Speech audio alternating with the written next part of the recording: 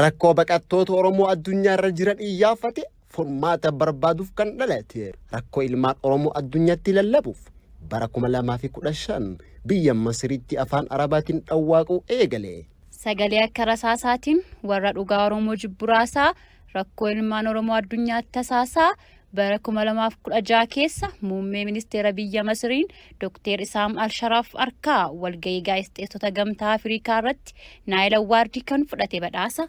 Heeraa fi seera miidiyaa addunyaa kan guuttate ulaagaa miidiyaa guuttatee bara 2016 African Journalists Organization jalatti galmaa'uun Hegere News Network oduu fi odeeffannoo qulqulluu gurra hordoftoota isaatiin gahaa waggoota lakkoofsise.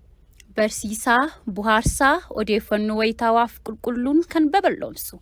Namoota dandeettiif ogummaa miidiyaa qaban hojjechiisaa. Barsiisaa, buhaarsaa, odeeffannoo wayitaawaaf qulqulluun kan babal'oomsu.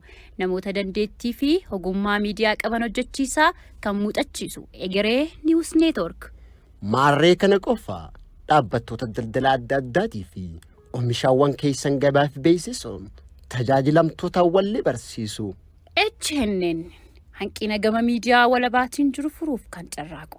Miidiyaa keessan miidiyaa keenya deeggaruuf karaa toora YouTube Hegeree News Network seentanii subscribe, like, share goonaan yeroo mara karri odeeffannoo walabaa argachuu keessanii banaadha. HNN